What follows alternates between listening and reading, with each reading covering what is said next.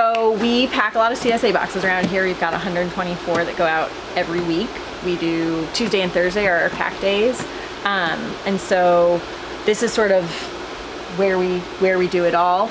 And making that pack out as efficient and sort of as accurate as possible is really important to us. So Luke built these awesome tables to help make that as smooth and fast as possible. And basically how it works, we fold up all of our boxes. You know, let's say it's our Thursday delivery, we pack 70 boxes. So we fold up 70 boxes, we have them sitting here. We put all the vegetables that are going out in their crates up on this top shelf here. And then for each box, we put it right here. We've got a label on it, so every single member has their own label that gets printed the night before, and that's because we do a customized CSA. So we use the software called Farmigo that allows our members to log in, see what the default box is that they would be getting, and then make changes to it. So if someone's like, oh, I hate arugula, I really just want more tomatoes, they can make that change in their CSA box, and it means then that every single box that we pack is totally different. So we print these labels. It says for every member who's the box is going to, what their pickup site is, and what should go in their box. And then what that means is for each box we put a label on it, and as we're going down the line, you know, we're grabbing out tomatoes, we're putting in summer squash, and we're checking like, oh, did this person get kale? They didn't get kale, so skip the kale. But instead they got basil, so we put basil like that. And the box is basically just like move down the line. And I'm coming along with another bag. We're packing up.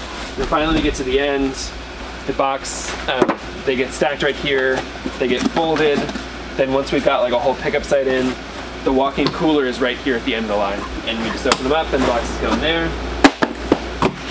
And they're off. You don't throw the boxes out. All right. and I think that, like, I mean, having it set up this way and at like this height so that you can really read the label is really important, because with the customized boxes, if one of us makes a mistake, then we have to go through all of the boxes to correct that mistake, because we really want our customers to get what they asked for. So there's a lot of thought that went into this, guys. And I know it looks very simple if you just look at it here, but the ergonomics, the height you're mentioning, the slope of the bins on the top, and then you keep stuff underneath too. Right, and it's like all sloped so the water drains out and away from everything. I mean, we can pack, on Thursday, we packed like 70 boxes in like probably 20, 25 minutes. So it's pretty fast, and it's pretty fun. So you're harvesting the day before you're packing, or? Yeah, we're usually harvesting most things the day before, especially greens that we want to have totally chilled, you know, because our drop sites are usually people's front porches, and the box may sit on that front porch for 5 hours. In the shade. In the shade always, but it might be out for 5 hours in the summertime when it's 95 degrees out. And so we want to make sure all the lettuce is totally chilled. So it all gets harvested the day before usually. A few things we harvest on the morning of, but usually the morning of we're just bagging, we're folding up the boxes and we're packing them. Yep. And they go out that afternoon. So you said the boxes are customizable, and your customers go online to make those selections. When's the cutoff for, let's say, the Tuesday pack day? When is that cutoff? Sunday night. Yeah, so our newsletter always goes out Friday afternoon at 4, and that's when they can start to log in and customize their box. And then we have the window closed Sunday night, so that Monday morning before we head to the farm, we just quickly we export what everyone has ordered into a spreadsheet that gives us our harvest list, and we use that to start harvesting on Monday morning.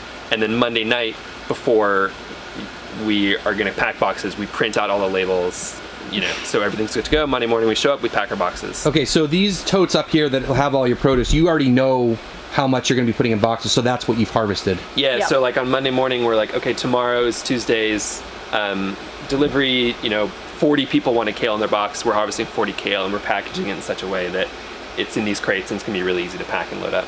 I said, do you have to put limits on the website? Like, you'll have to go out on Friday and be like, I think we'll have about 40 bunches. Every Thursday afternoon we do like our farm walk, and we kind of estimate how much we have and what we can put in the swaps. And yeah, because we try to, you know, people want to be able to customize their box, and so we want to put everything we have on there. So there might only be 7 items going in the box, but when they log on, there might be 20 different things they can choose from to put in their box. So we'll estimate, okay, it looks like we've about 15 bunches of radishes left. That's not enough to put in the box, but we'll put it online so a couple people can swap it in if they, you know, don't want their kale or something like that. Cool. And it's kind of nice from a farming standpoint, because it makes it more like a market farm as opposed to a CSA farm. Like, if we have a small amount of something, we might be able to move it Whereas, if everyone's getting the exact same 7 items every week, then a small amount of something is useless. And it means that every single week we have amazing data on what our customers want. We see exactly what they wish their order was, and each year we can shape our CSA based on those orders. And so you guys are doing two packs and deliveries a week? Yeah. What's the reason behind doing it? Is it just like... To divide up the work. It'd just be too much for one day. Okay. And it, so some for people harvest. sign up for a Tuesday or a Thursday? Yeah. And it's geographic. Like, we go to Okay. Chapel Hill and Carrboro on one day, and then Durham and Hillsborough on the other day. Yeah. So you'd say, like, in terms of, like, hours, is it like a full-time person just, like, organizing CSA and packing boxes and delivering, or?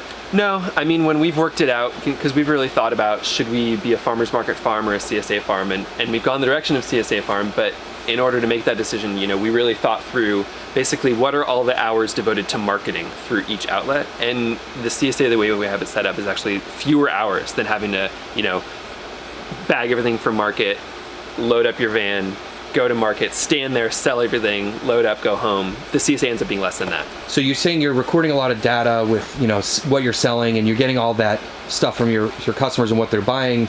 Do you find, like, year to year that there's less waste? Yes. Yeah. Because you guys are preemptively, what you should be growing. Yeah, exactly. It definitely feels like it gets, like, more fine-tuned each year. And as the CSA grows, it also makes that work more efficient, because we're already writing a newsletter, we're already sending, like, the CSA management stuff, it just makes sense to keep growing the CSA, because it's like that work is already going in, and then you're just adding more customers. Yeah. And you already have your systems in place, and that's key. Yeah. Yeah. It's the only way to do so many shares in a small space. Yeah. Okay.